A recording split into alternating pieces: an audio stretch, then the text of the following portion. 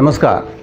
सीमा से बाहर जाकर भी केसरिया फहराया, भरत भूमि की पावन रज का जिसने मान बढ़ाया, ईरान और अफगान सभी को जाकर जिसने जीता, टूट पड़ा था यवनों पर वो बप्पा रावल चीता। इस्लाम की स्थापना के बाद अरबी मुस्लिमों ने तत्कालीन फारस अर्थात आज के ईरान को जीतने के बाद से ही भारत पर आक्रमण करने प्रारंभ कर दिए थे। बहुत वर्षों तक तो वे पराजित होते रहे, लेकिन अंततः राजा दाहिर के काल में सिंध को जीतने में सफल हो गए। उनकी आंधी सिंध से आगे भी भारत को निगलना चाहती थी, किंतु बप्पा रावल एक सुदृढ़ दीवार की तरह उनके रास्ते में खड़े हो गए, जिन्होंने पराजित राज्यों को एकजुट कर एक अजेय शक्ति खड़ी की। उन्होंने अरबों को कई बार हराया और उनको सिंध के पश्चिमी तट तक सीमित रहने के लिए बाध्य कर दिया, जिसे आजकल बलूचिस्तान के नाम से जाना जाता है। इतना ही नहीं, उन्होंने आगे बढ़कर गजनी पर भी आक्रमण किया और वहां के शासक सलीम को बुरी तरह हराया। उन्होंने गजनी में अपना प्रतिनिधि नियुक्त कर दिया और तब चित्तौड़ लौटे। आइए गांधार, खुरासान, तुरान और ईरान तक अपनी विजय धुंद भी बजाने वाले बप्पा रावल के जीवन पर एक नजर डालते हैं। बात सन 716 की है। मेवाड़ के दक्षिण में स्थित ईडर नामक एक राज्य पर शासन करने वाले राजा नागादित्य के दुराचरण से नाराज होकर भीलों ने उसकी हत्या कर दी। रानी, जो चित्तौड़ के मौर्य शासक मान मौर्य की बहन थी, वह तो अपने पति के साथ सती हो गई, किंतु अपने 3 वर्षीय पुत्र काल भोज की रक्षा करने और पालने पोसने की जिम्मेदारी एक विधवा ब्राह्मणी तारा को सौंप गई। क्रुद्ध भीलों से इस शिशु की प्राण रक्षा करने के लिए तारा उसे लेकर भांडेर नामक किले पर पहुंची, जहां रहने वाले भील बच्चों के साथ खेलते रहते अतिशय सामान्य स्थिति में काल भोज का पालन पोषण हुआ। कुछ वर्षों बाद तारा को लगा कि श्याम वर्णी भीलों के बीच गौरांग तरुण भोज को लोग संदेह की नजर से देखने लगे हैं। तब वह उसे लेकर नागदा पहुंच गई, जहां भोज को एक ब्राह्मण परिवार में शरण मिली। अन्य बच्चों के साथ वह गाय चराया करता था, लेकिन तभी एक चमत्कारिक घटना घटी। जिन गायों को वह चराता था, उनमें से श्यामा नामक एक गाय ने अकस्मात दूध देना बंद कर दिया। गाय के मालिक को लगा कि कहीं यह बालक तो उसका दूध नहीं पी जाता। चराते चराते स्वाभाविक ही इस शंका की जानकारी जब मिली तो भोज को बहुत दुख हुआ और उसने गाय पर नजर रखनी शुरू की। उसने देखा कि चरते चरते वह गाय अकस्मात जंगल में कहीं जा रही है। भोज ने गाय का पीछा किया और देखा कि वह गाय भीषण बियाबान जंगल में बनी एक गुफा में जा रही है। जैसे ही भोज उस गुफा में प्रविष्ट हुआ, एक दिव्य सन्यासी ने मुस्कुराकर उसका स्वागत कुछ इन शब्दों में किया। आ गए एक लिंग के दीवान, मैं तुम्हारा ही इंतजार कर रहा था। इन सन्यासी का नाम था हरित सन्यासी। गाय गुफा में पहुंचकर शिवलिंग का दुग्धाभिषेक करती थी, अर्थात शिवलिंग पर उसके थनों से दूध अपने आप प्रवाहित होने लगता था। शीघ्र ही इस घटना की जानकारी अन्य लोगों को भी हो गई तथा भोज पर हरित सन्यासी की कृपा है, यह जानकर उसके प्रति आत्मीयता और सम्मान भी बढ़ गया। अब उसे गाय चराने के स्थान पर शिक्षा दी जाने लगी।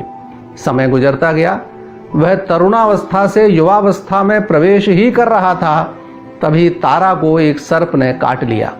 अब तक भोज तारा को ही अपनी मां समझता था, किंतु मरणासन्न तारा ने उसे उसकी वास्तविकता बताई तथा कहा कि वह अपने मामा के पास चित्तौड़ चला जाए।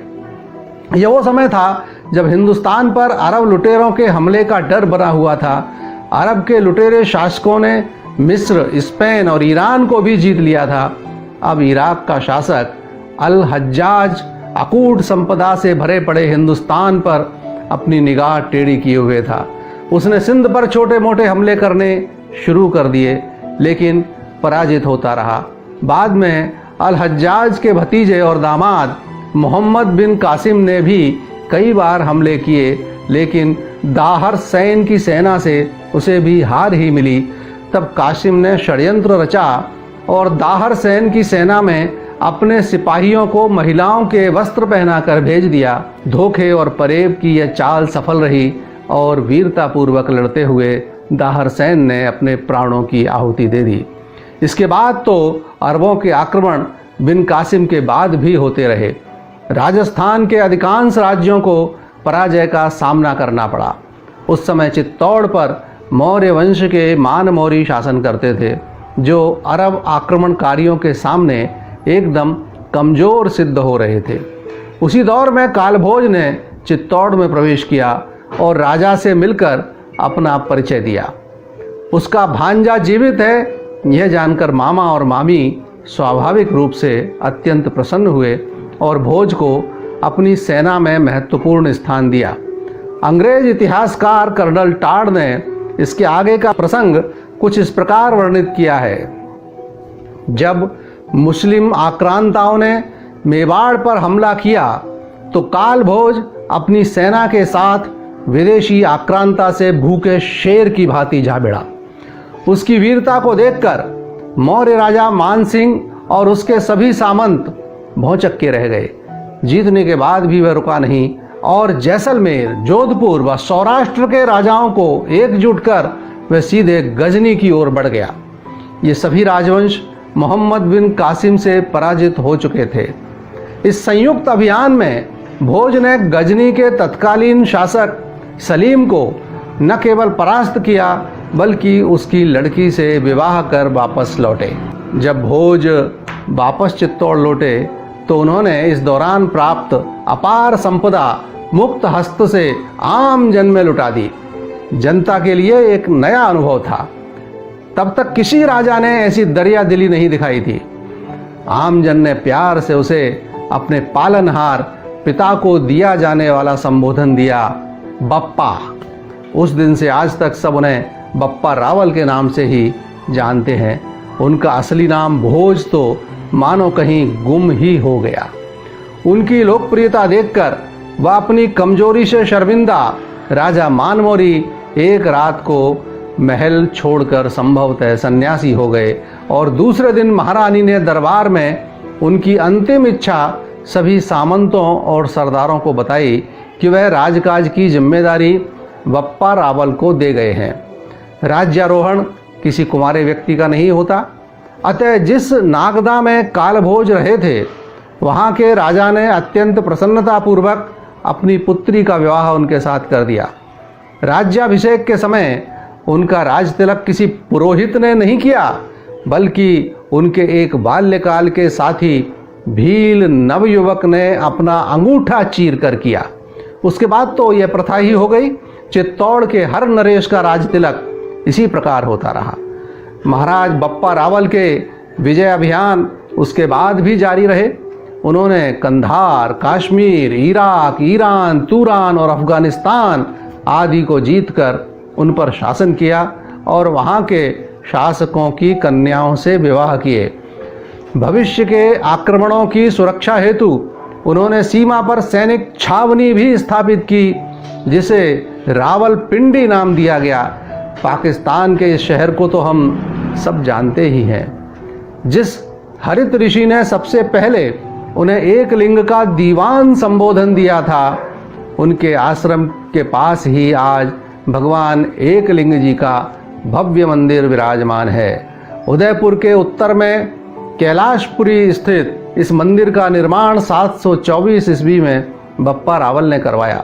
बप्पा रावल का देहांत कहाँ हुआ, यह विवाद का विषय है, क्योंकि उनकी समाधि नागदा तथा कश्मीर दोनों जगह बताई जाती है।